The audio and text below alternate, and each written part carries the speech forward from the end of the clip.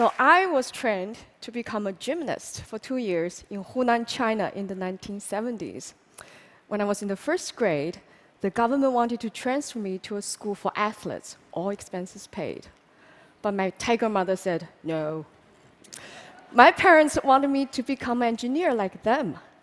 After surviving the Cultural Revolution, they firmly believed there's only one sure way to happiness, a safe and well-paid job. It is not important if I like the job or not. But my dream was to become a Chinese opera singer. That is me playing my imaginary piano.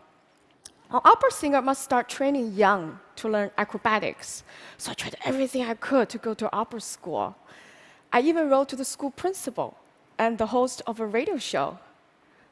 But no adults liked the idea.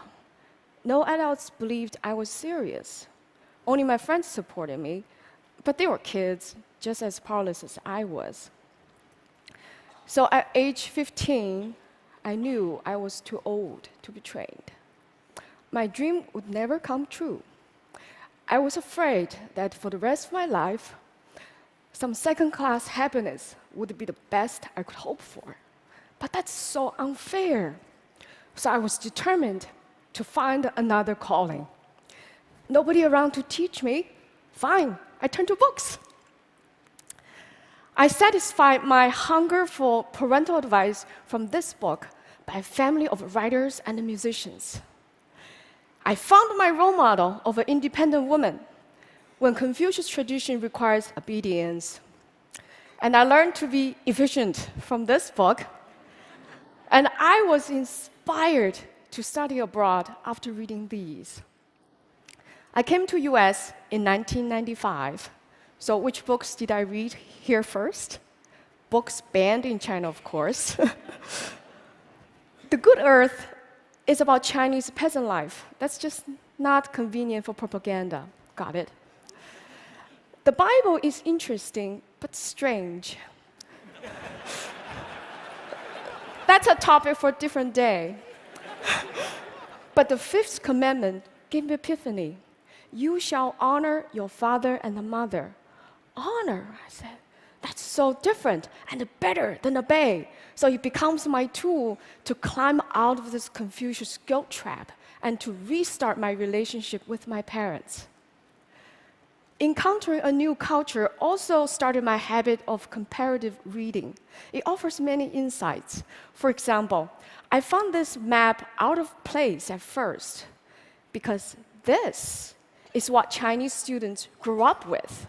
It had never occurred to me China doesn't have to be at the center of the world. A map actually carries somebody's view. Comparative reading actually is nothing new. It's a standard practice in the academic world. There are even research fields such as comparative religion, comparative literature. Compare-contrast gives scholars a more complete understanding of a topic. So I thought, well, if comparative reading works for research, why not do it in daily life too? So I started reading books in pairs. So they can be about people who are involved in the same event or friends with shared experiences. I also compare the same stories in different genres or similar stories from different cultures, as Joseph Campbell did in his wonderful book. For example, both the Christ and the Buddha went through 3 temptations. For the Christ, the temptations are economic, political, and spiritual. For the Buddha, they're all psychological: lust, fear, and the social duty. Interesting. So if you know a foreign language, it's also fun to read your favorite books in 2 languages. Instead of loss in translation, I found there's much to gain.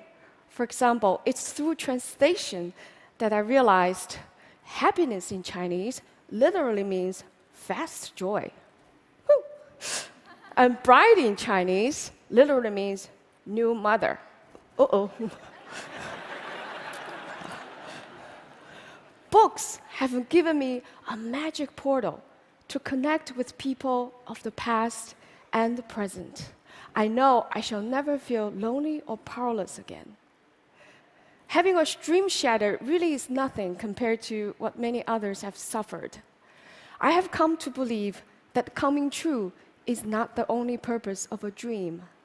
Its most important purpose is to get us in touch with where dreams come from, where passion comes from, where happiness comes from. Even a shattered dream can do that for you. So because of books, I'm here today, happy, living again with a purpose and a clarity most of the time. So may books be always with you. Thank you. Thank you. Thank you.